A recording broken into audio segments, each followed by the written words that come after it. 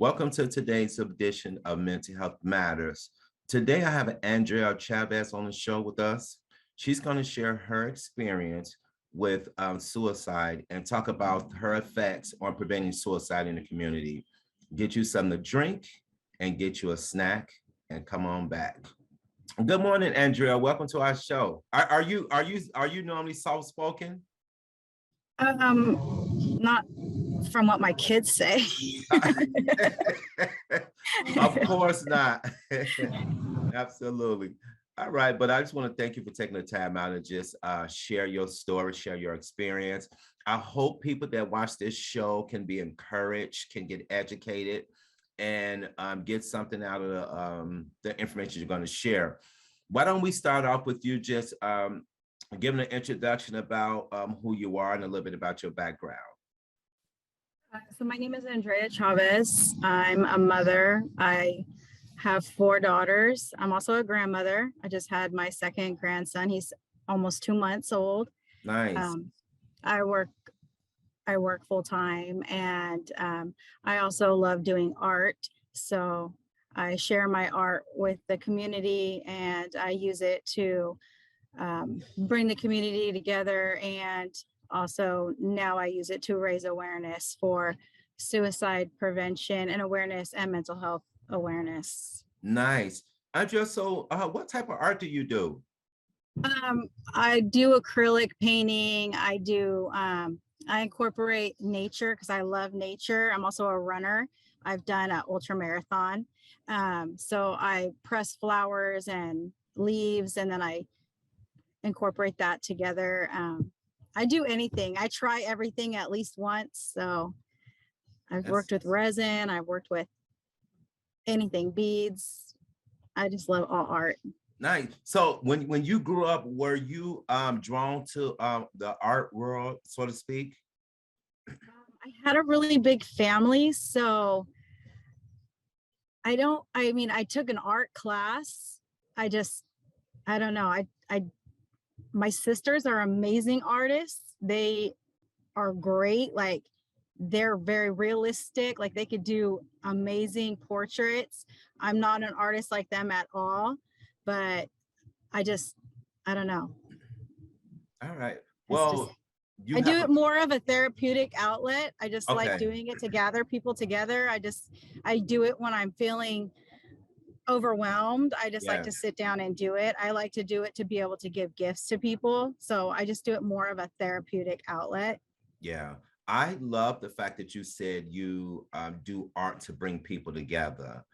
To me, that just kind of shows where your heart is with helping the community or helping people who may need a support system, and just using art in that capacity. I think it's amazing, in my opinion. So keep up the good work. So during our earlier conversation, Andrea, I learned that you are Native American. Talk a little bit about that. That was just, so when you told me that, when we got the phone, I actually texted my friend that I told us from the Hooper tribe. So tell me a little bit about that, about your upbringing and stuff. Well, my father has the Native American side, and I was raised by my mom. So I didn't really start being around that side until I got a little bit older. But I have been able to be around my father's side. I would say the last 10 years more strongly. Mhm. It's very helpful. It's been very helpful with Olivia's passing, Mhm. um, to be able to come together and have like ceremonies and prayer circles, and just have my uncle and my cousins come together and have our fire, and um, just have that spiritual guidance from them. Um, my uncle is just one of my biggest like supports, and my aunt. So Okay. Okay. So, were you born and raised? Let me back that. What tribe are you actually from? Identify what? I own Band of Miwok Indian. Okay. And are they here in Sacramento or another part of California? Plymouth. They're from Plymouth. Oh, okay. Yeah. Okay. All right. So let's talk a little bit about your immediate family. So you said you have how many kids do you have? We can go from there. 4 daughters. Four daughters, all daughters. Wow. How was that for you raising all girls? It was interesting because I always felt like I raised all 4 of these girls, but each one of them is so different and so unique. I'm like, what did I do differently with that one that I did? They're each so unique and so different. One's so quiet, one's so outspoken, one's so wild. Yeah. One loves sports, one hates sports. Wow. Yeah, they're very different. Interesting. And as a mother for you, as you begin to notice their personalities, like how did you handle that in terms of, because I give you an example. I heard someone say that, some kids require more attention than other kids. And sometimes that could be taken the wrong way by the sibling that's not getting the most attention if they don't understand what's going on. Have you experienced that as well? Yes, definitely. Olivia required a lot of attention Uh-huh. always, and it did cause a lot sometimes. I don't think the girls really understood it a lot. Mhm. I didn't really understand it either. Yeah. Sometimes I felt, well, I'll just kind of take it back a little bit. I have 4 girls. The first two I had with somebody else that I was with when I was 16. Mhm. I got with him when I was 16, and then that relationship ended after a few years. And then I was with Olivia and Sophia's dad for 10 years, and then that relationship ended. But Olivia and Sophia, it was really hard on them. The divorce was very hard on them. Yeah. And I felt like for Olivia and Sophia, I just was like, they're acting out. Olivia's just acting out. Everybody Yeah. was just like, it's a behavior issue. But now looking back, if I knew what I know now, I would have dealt with it differently. It Yeah. wouldn't be just a behavior issue. I feel like it was definitely mental health. I Yeah. really feel like it was something way bigger than just behavior. There was definitely signs of something way bigger than just behavior. She was Yeah. definitely not just acting out by the because of the divorce.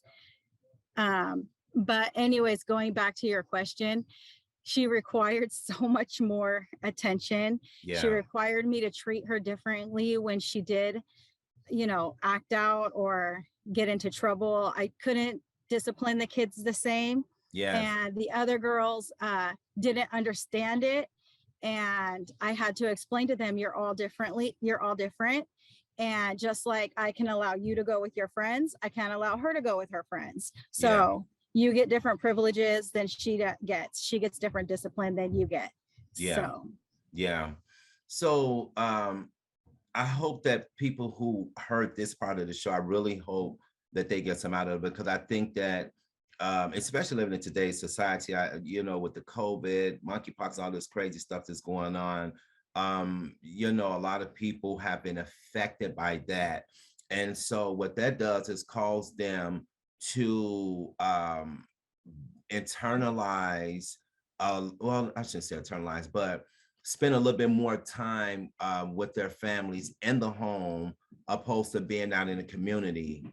Things are obviously open back up a lot more, but I know during the time where COVID started, it was challenging for families, different relationship, whether you're a friend or married, spouse or whatever, because you had to like be in their face pretty much because, things were shut down.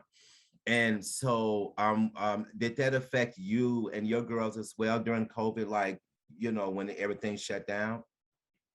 It definitely did. Well, my two older girls are older, so Okay. they were already moved out of the house.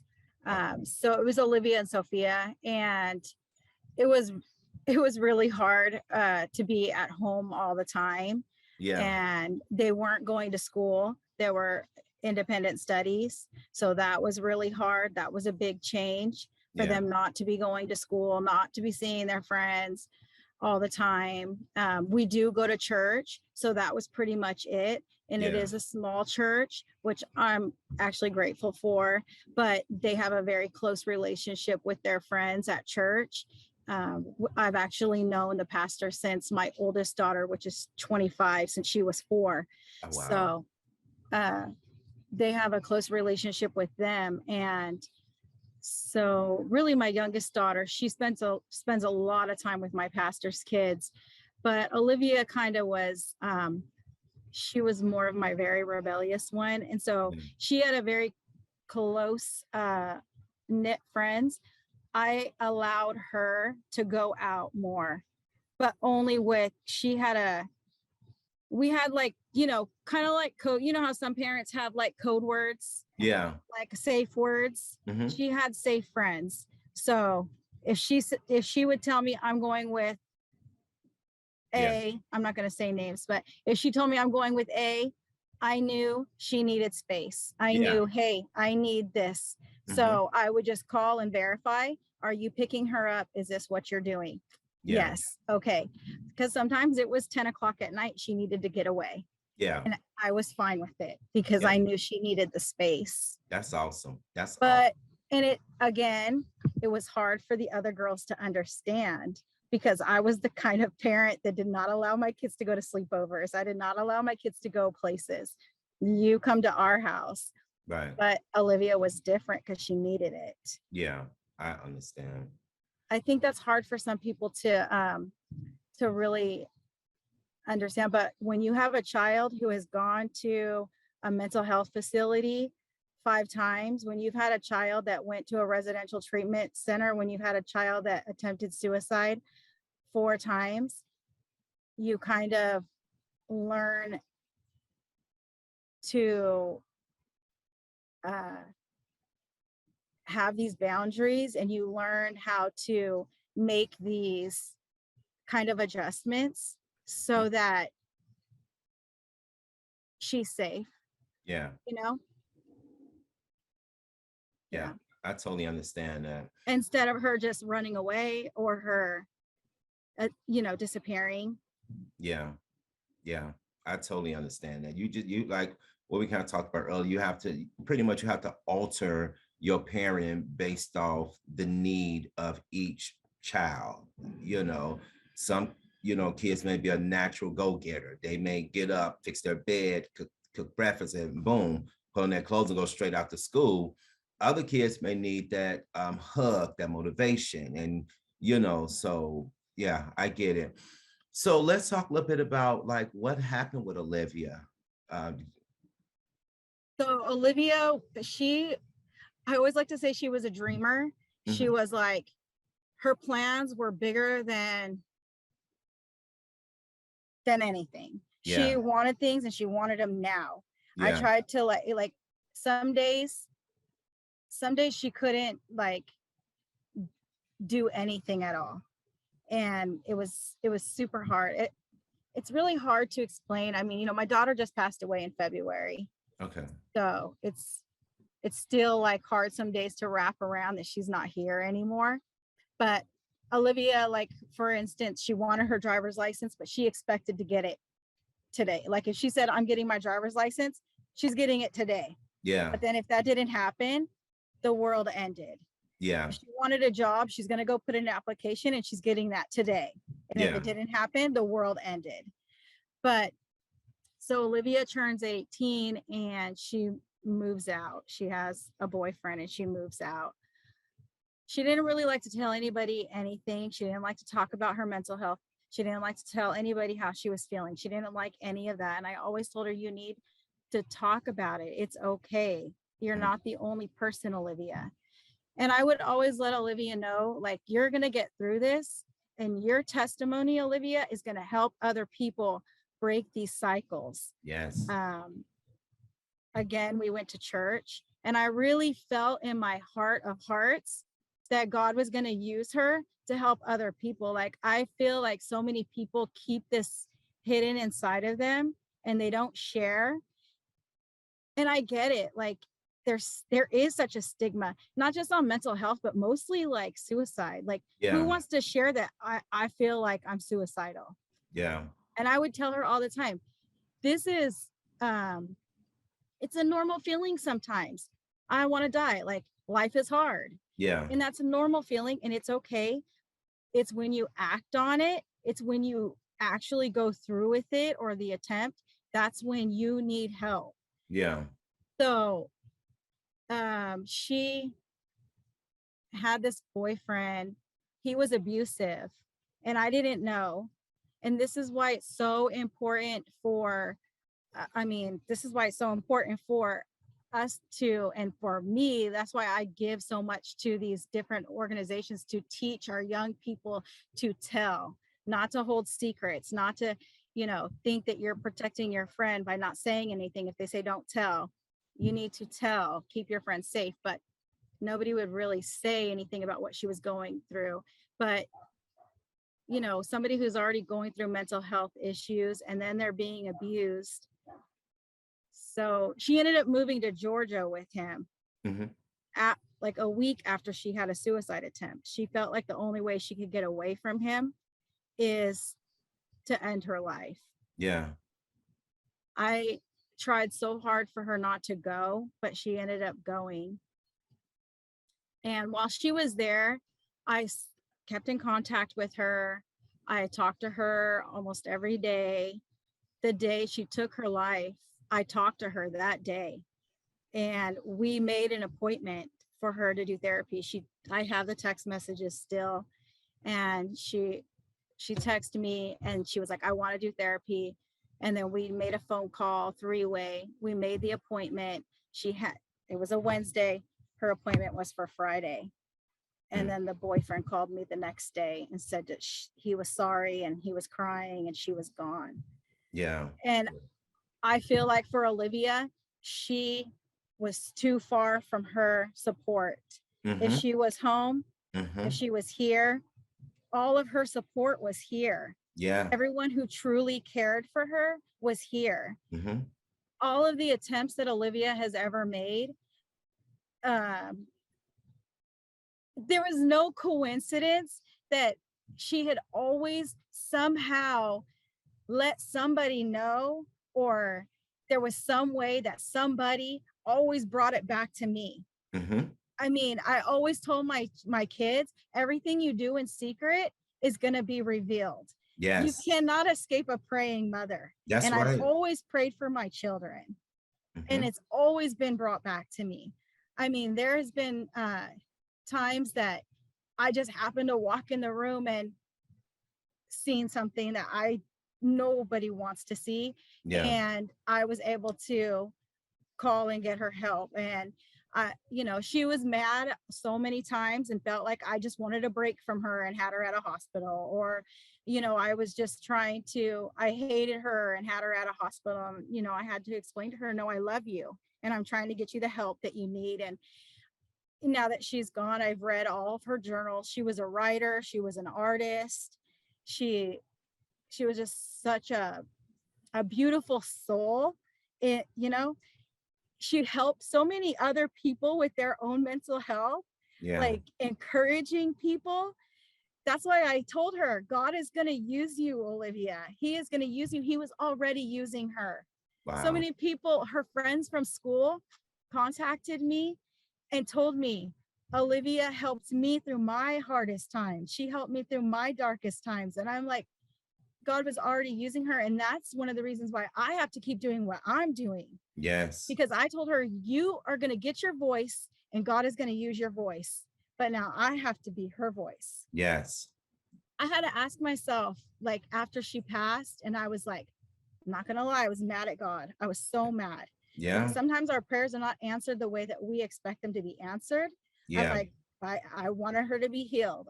I believed, I cried, I pleaded, I fasted. I was like, she needs to be healed. Okay. So if you have cancer, if you have diabetes, if, any illness, you pray for a healing. Sometimes they pass. This Hmm. is, this is depression.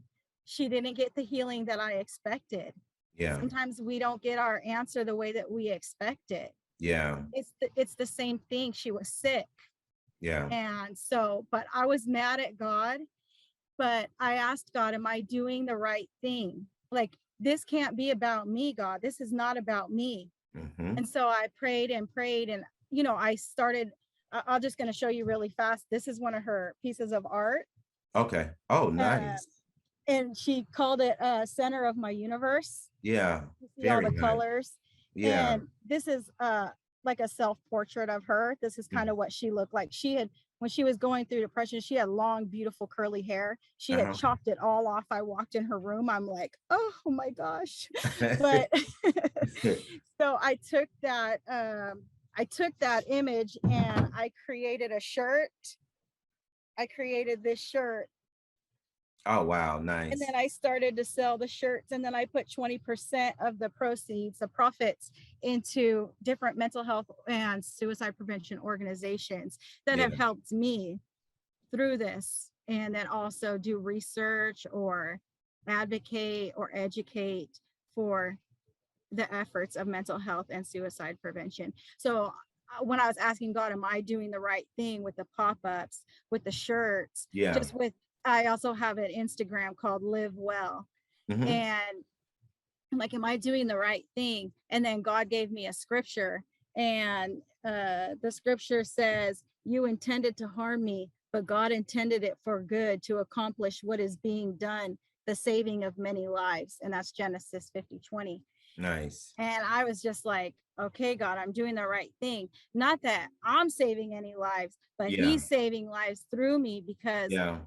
I've learned that speaking up, which I've always encouraged Olivia to do, by me speaking up, by me using Olivia's story, other people have been speaking up and getting help and Yeah. going to the hospital instead of choosing to end their life. Yeah. I wish, and I prayed that Olivia would have chose life, but if it's one life that can get saved by me speaking up, then it's worth every cent, every dime, every minute that I put in to every effort that I do. Yes. That's awesome. That's awesome. You said earlier that she was trying to get away from, was her boyfriend? Was there some abuse going on with that There, relationship? there was, Okay. which kind of angers me. Like I said, I remember the date. It was January 16th. Um, they were still living here in Sacramento. And he called me and told me, you need to come get Olivia. They were already planning to move to Georgia, which I was like, please don't move. Please don't move. Stay here. Finish high Yeah. school. She had like 20, 25 units left to do. And I was like, if you finish high school and, just do some therapy, I'll send you to Georgia. If he loves you, he'll wait for you. Hmm. But she was like, no, I have to go. I have to go. And I was like, okay. And I didn't know about the abuse yet. Yeah.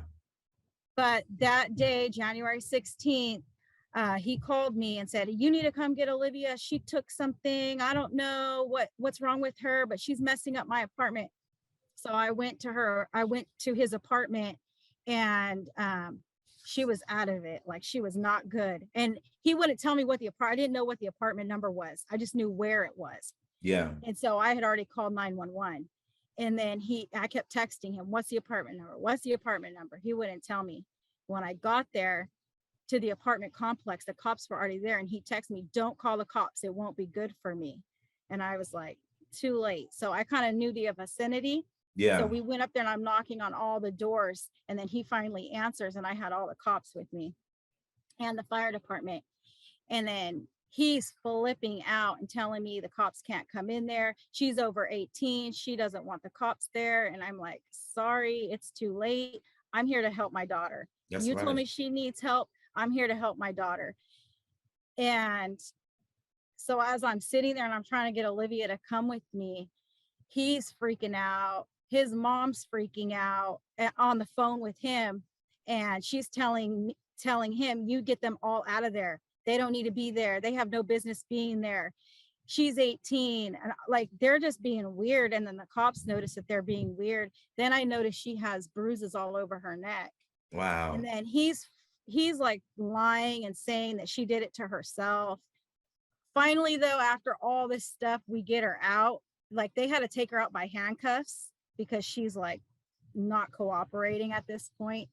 But she tried to take her own life and she took so much Tylenol and I don't know, other stuff, but she was out of it. And she was out of it for over a week. She had bruises, bite marks, everything on her. And I was like, can I press charges? Like, can you guys press charges? Like, this is not normal. I Right. finally got her home after over a week, and I got her into therapy as soon as I got her home. But she had no phone or anything.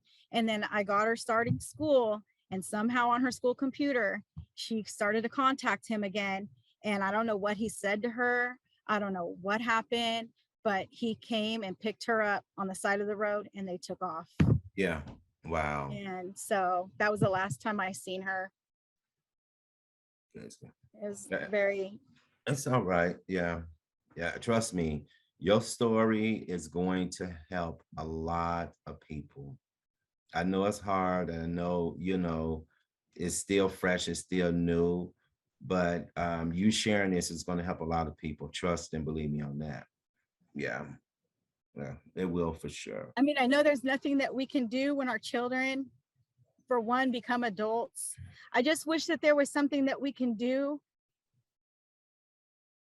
when our kids have a mental health illness and they're adults, because she was clearly not able to take care of herself. Yeah. And when she was in that hospital, like, I pleaded with them, like, she is not okay. Like, she obviously tried to take her own life and they still released her. Yeah. She was not okay. They Yeah. should have kept her. Yeah. Yeah. I understand.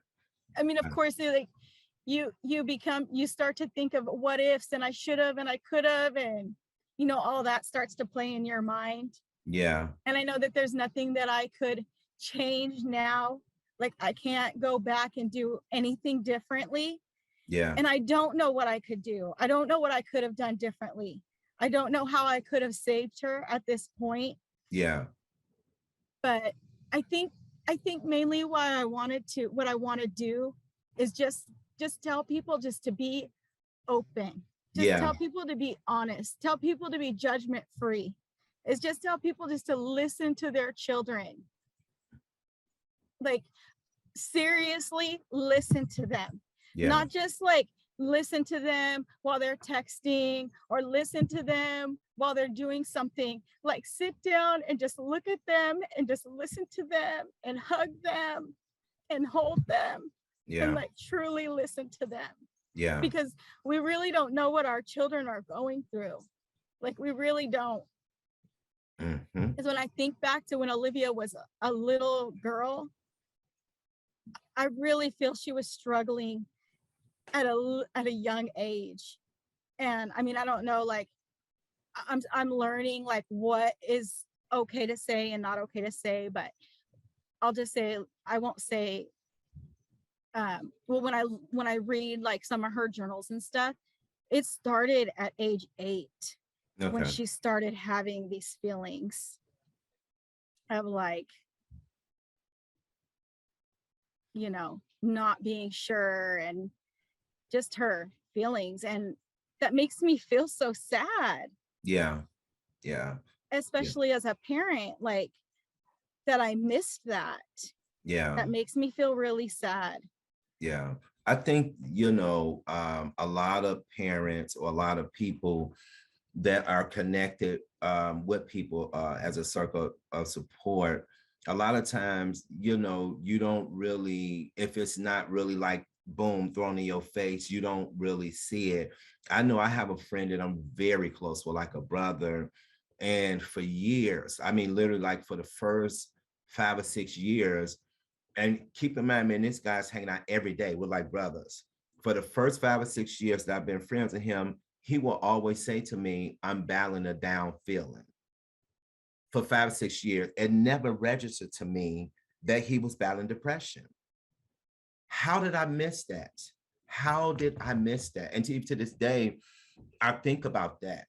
During that time when he was battling a down feeling, my response to him was like, okay, you okay, pray about it, God will heal you, and blah, blah, blah, blah, blah. But it still didn't rest in me that this boy was depressed until something escalated and things got out of control. And I'm like, oh my God, like, how did I miss? Like, I really was in a funk about that because how did I not put that together? You know, but I just, I handled it the best way I could. And my friend ended up um, getting addicted to alcohol, pills, other drugs. He, had a lot of depression, a lot of suicidal thoughts. I was extremely afraid when the suicidal thoughts come in because he would tell me like, yeah, a voice is telling me to kill myself or to run this car off the highway, just stuff like that. And I had to really like talk to him, like really, really, really, really, really talk to him because I was afraid because things was happening out in the world and around me and around him. And fortunately, God stepped in and he ended up getting to alcohol real, real bad to the point where, I mean, pretty much lost his jobs. Me and a family, we would find him behind dumpsters at the liquor store, not breathing, just crazy stuff. But he did end up going to the rehab and getting the help he need. Now he's sharing his story and stuff like that. But sometimes we as people with our loved ones, we miss it. And it's not that we're trying to miss it, but we miss it. And I've been transparent with you. Even yesterday, I was talking to him, and I was thinking to myself, like, wow, like when I first met him, he was at a good space, and what happened during my friendship with him, because I was the closest person to him, like what happened during our friendship with him, where he started to have all these issues and then gravitate towards them. I felt some type of way because I felt I couldn't stop it. I felt I wasn't a good friend. I really felt like that, and so I get it. I totally, totally understand. Totally understand. You are, so I'm going to ask you a question. How did the passing of your daughter affect your other children that were that's still here? It was really hard on my youngest daughter. But my kids, they all like, they kind of suppress. None of them like to share their feelings. Yeah. But I did put her in therapy. Um, they all have, they've all gone to therapy. They used to make Okay. fun of me when they were younger because they all went to therapy and I went to therapy, and I'm like, therapy is not bad. Like, Right. it's a good thing. And then I let them know, because they'll like stop, and then I'm like, you need to keep going. Don't stop it. And they're like, oh, I can always go back whenever I need it. I'm like, no, you continue to go. And that way, when things get so bad, you're not like, scrambling around trying to look for an appointment, because Yeah. then you got to wait. You can, it's a continuous thing. You keep going. Yeah. I had to tell Olivia that all the time. That was her biggest problem, is she was not consistent. Yeah. And I tell them, therapy is like medication. You have to Mhm. take it consistently. It's Yeah. not something that you just pop once in a while, or it's not Yeah. like, an occasional thing. It's a consistent thing, and it helps you to regulate yourself. It's like Yeah. talking to a friend, and you just go and you just kind of release what you're feeling, and they help you to regulate your thoughts and your feelings. Therapy is amazing. I love therapy. I think it's great, and you should do it consistently, Yeah. especially when you have big things going on. For Yes. my kids, I let them know, like, we just had Olivia's birthday and the 6 month anniversary of her passing in August. And now, with the holidays Yes. coming up, like, therapy is a necessity. Yeah. So yeah, it was really hard for the youngest because um they shared the same dad. They spent Yeah. a lot of time together. They were closer in age. They did a lot together. They were super close. The other ones, all the other ones, I have two step kids also. Uh-huh. And so all the kids, it was really crazy because when Olivia had passed, um, it really brought a lot of closeness. Yeah. And that's kind of bittersweet, right? Because Mm-hmm. it was like, wow, this is kind of what Olivia wanted. Mm-hmm. So why couldn't this have happened while she was here? Yeah. And then, of course, all those questions. Would she still be here? Had we done this before? Or would she, again, you don't ever know, right? Yeah. But it was still nice that we all were able to get closer, come together as a family, Yeah. support each other. The kids, the kids are just really close. My grandson, he's 5, it was Nice. really hard on him. He says that Lulu is his favorite auntie. She's the most beautiful. He'll just pause every once in a while, and then just sometimes you'll see a tear in his eye, and he'll just, I really miss my auntie. And Yeah. so, yeah, it was really hard on him. Yeah. Yeah. So you are now taking um what happened with your daughter and being a forerunner, a champion to raise awareness about suicide and how to prevent suicide and things like that. In your opinion, talk about what should some of the parents or loved ones be looking for if they suspect a loved one is having suicidal ideation. What's some of the signs they should look for? I would just think, I mean, I don't really want to scare people because I feel like kids these days are so difficult, but Yeah. for Olivia, it was just isolation. She would isolate herself. Of course, mood swings, but that's teenagers, right? Yeah. Um, just change in her eating patterns and her behaviors.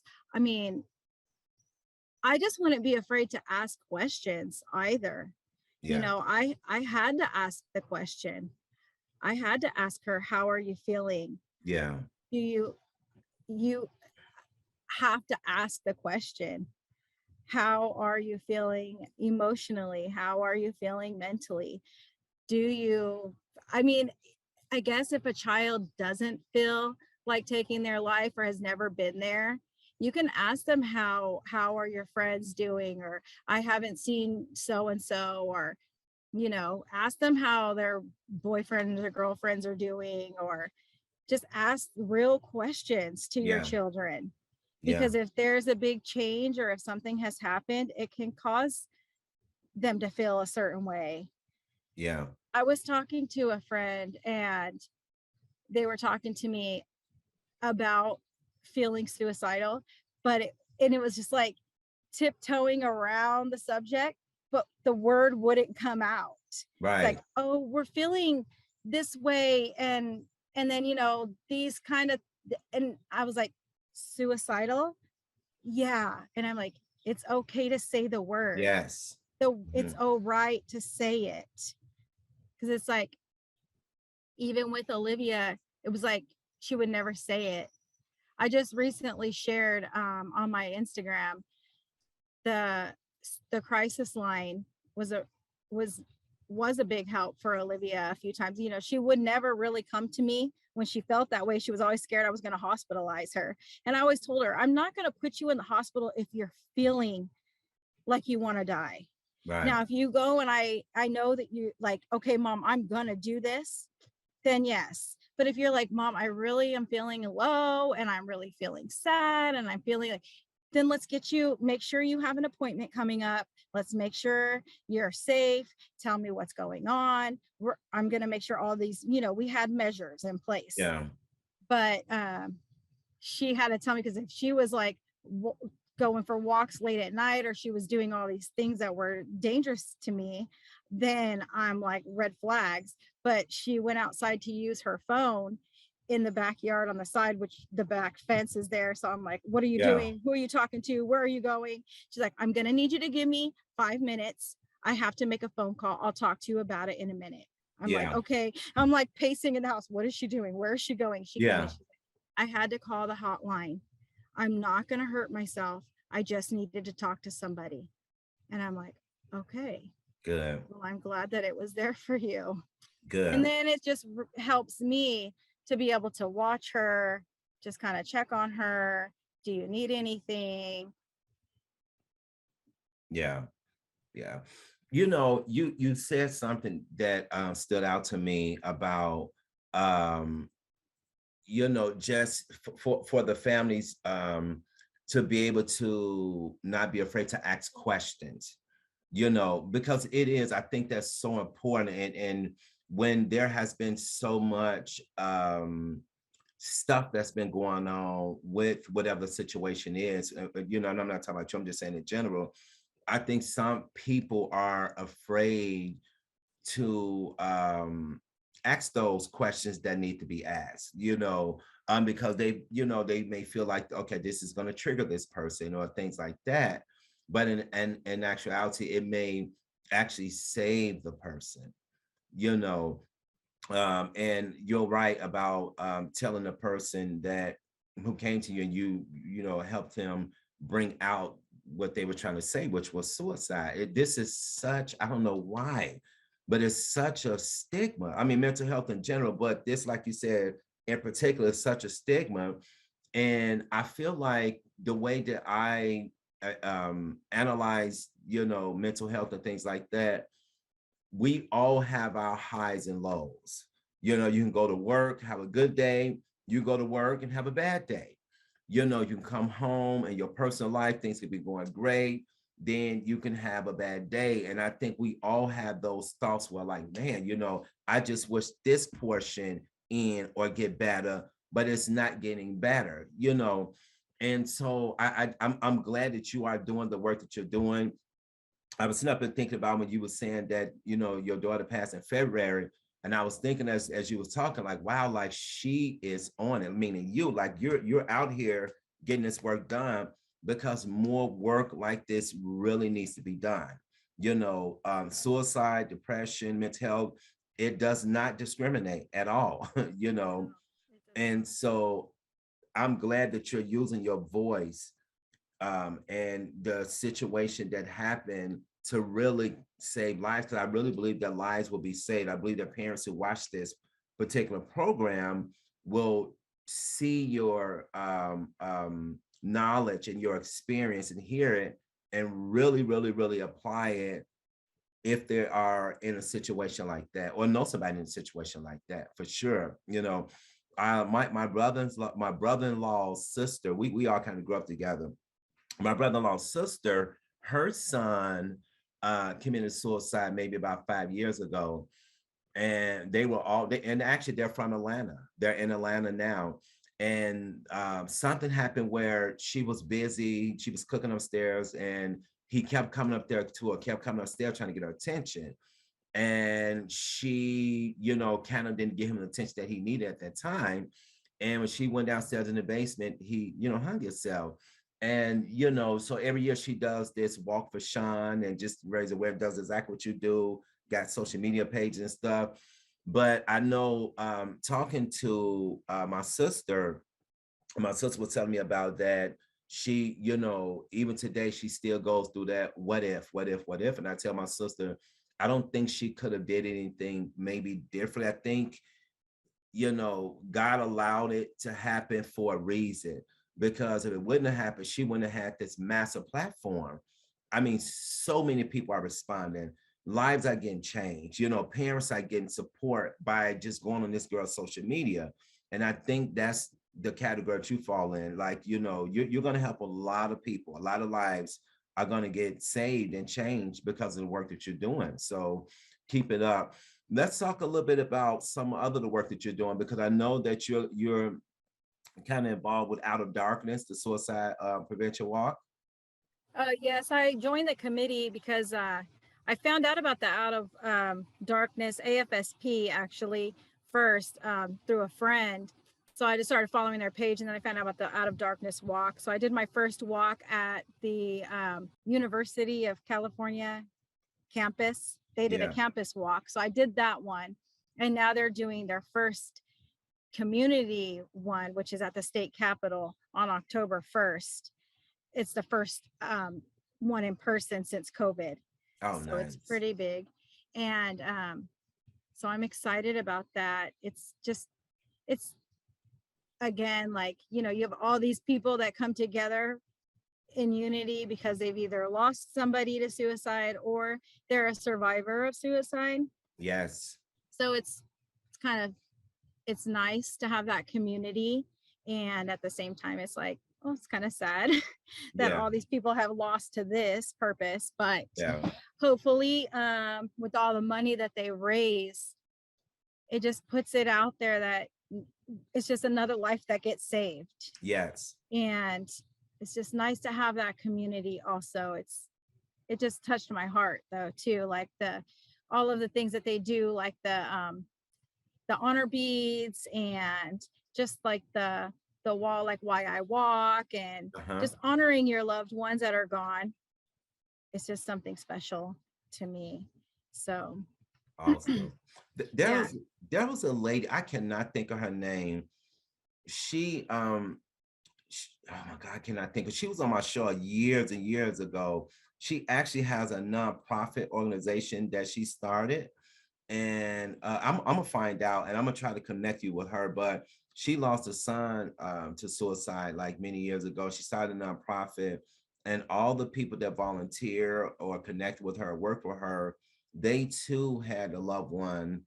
Is it Um, Friends for Survivors? I think that's them. Yeah, she's an older lady. Yeah. Yeah, Yeah, that's her. that's a great organization. I Yeah, actually, the first 2 months of my shirt sales, I was able to donate $276, I think it was, to her yeah, organization because they really helped me a lot. Like yeah, their groups that they do, yes, and it was a really nice thing. So that's yeah. a great organization. Yeah, so you already connect with them. Yeah, like Yeah. I, for some reason I just thought about her when you said that. Yeah, I know that she had a blanket. When she Uh-huh. came, yeah, They have a big quilt with yes, pictures of the people that have been yes, lost. Mhm. yes, absolutely. So Yeah. that's good. That's good that you're connected. So what's next for you in terms of getting the message out, getting the word out, and things like that? Because I feel like you're gonna do bigger things than what you're doing now for sure. Because Yes. you're I mean, you just started so quick. Like, you know, when it's so, well, let me back. After you know, you lost your daughter, how soon did you start to just speak out about it? So she passed in February. I think March, the end of March is when I started selling the shirts. Oh, wow. Um, May is when I had my first pop-up to raise money. I had my very first pop-up sale in November, which Olivia was at. Mhm. And that sale, I donated money. Actually, I was able to, and it wasn't planned, but a friend of mine lost a son, not related to suicide, but she lost a son in October. And when I had my pop-up, I was able to donate money to her for his services and things like that. Wow. And, you know, when I first started my art business, not like a business, but when I started my art and selling art, I wanted it just to be painting for a purpose. And Yeah. I just have like this idea of just doing not just paint nights, but just art nights and just connecting people to do art and just doing it for a purpose, not just doing it just to make money for myself, but just doing it. And if I make money, giving money, like, of course, paying my tithes. Olivia was always a big giver. She always believed in giving tithes. She always believed in tipping people. She always wanted to give money to every homeless person she sees. She wanted to always give them a home. I'm like, we cannot take them home, Olivia. She Yeah. always wanted to feed homeless people. She always wanted to give money to everybody. So I just really feel like me giving back and giving uh, what I make, not everything, of course, because there's a price to everything, Yeah. but to be able to give back to the people that have helped me and also that help others, it's just, it's so important. So I just want to be able to go into the community and create and bring people together.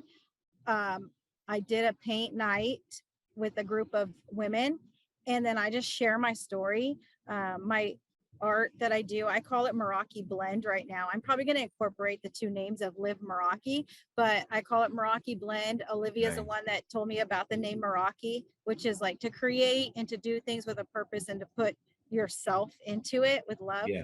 And so one of the ladies I was talking to, and everyone that I talk to about my story, probably 95% of the people have either been affected by suicide in one way or another. Either they have survived suicide or they have a family member that has passed by suicide. So, and they never really talked about it. Yeah.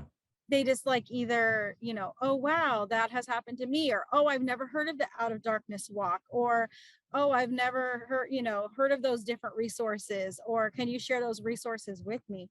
I'll just share quickly too. When Olivia had passed away, I have a friend that's she's a therapist at a private practice. She created this pamphlet for me to give out at Olivia's service, and Wow. it just has like tips on, you know, some things for if you're going through anxiety or depression, if you see signs of depression, and then it also has some resources on it.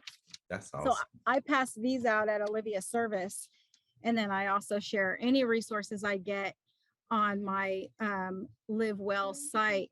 And then I also, if people call me and ask me, hey, do you know any resources in Butte County, or do you know any resources here? I'll do the research and I'll put it on my Instagram, That's because awesome. nobody should be without knowing. And Yes. sometimes people just don't know. So Yeah. I'll just put it on there for people. That's awesome. Sorry That's if I went off track, but no, no, no. This is good. All of this is good information. Please, you're not off track. This is all good information. That's good. That's very, very good. And I honestly, um, having information like that at a service, because it was such a heavy occasion for the people who loved her outside of her family and friends and other people, they may, you know, they could have potentially used that information or know somebody who could use that resource. So I think to me, that was a good idea. So yeah, we got about I told time goes quick. We got about, let me see, 4 minutes left. So what's next? If I don't know if think about it, what's next for you in terms of you know, keeping your daughter's you know, hope alive? You know, what's next for that? Yeah, I know you got the t-shirts, you got the brochures, the paint night. Have you thought about partnering with well, you kind of do it now, like with the nonprofits and things like that. But have you thought about like speaking like on a county level? Because I know sometimes they have these meetings, like steering committee meetings or other meetings you can go to and kind of use your voice and your experience to, you know, kind of talk about what grants you want other organizations to have or feel like where certain money should be allocated and things like that when it comes to mental health and suicide. Have you thought about getting in that space? definitely, I really want to grow as a mental health advocate. I would love to share my story in a bigger, broader spectrum. Yeah. I don't want to, you know, right now, I keep telling my husband, uh, I feel like I personally, in my personal life, I do a lot, um, you know, with the shirts and the pop ups and things like that. But Okay. even like as a career, I want to have purpose. Like Yes. I want my whole life to feel like I'm doing something with purpose. Yeah. And I want to feel fulfilled that way. And so I definitely have a lot of goals. I do want to have a nonprofit so that I could do more. Um, I like what you said that your, I think you said it was your sister Mhm. that does like walks every year. Yeah, it's my sister's husband's sister, so a Oh, distant okay. family member. Yeah. Yeah, I definitely want to do something like that. Again, just like bringing community together is just, it really has helped me because getting through what I've gone through, if it wasn't for my community, if it wasn't for my family and my friends, I would have never gotten through this. Yeah. So bringing community together is just like, that's what I see me doing. Yeah. That's awesome. That's awesome. Well, Andrea, we've run out of time. I told you time goes quick when you're sharing good information. But I so want to thank you for sharing your journey with your daughter, sharing your daughter's story. Once again, I trust me, a lot of people are going to be touched by your testimony and the things you share. And I know we will be definitely doing a show again soon. I'll probably just reach out to you and see what else you want to talk about it, because that's what I normally do, have somebody on and then they, want to talk about something totally opposite or different than what we discussed. I'm totally open to that, you know. But thank you for being on our show. I really appreciate it. Thank you for having me. I appreciate And it. that's it for this edition of Mental Health Matters. If you enjoyed this show, if you would like to be a guest on our show, or if you would like a copy of this show, please dial 916 366 4600. Thank you.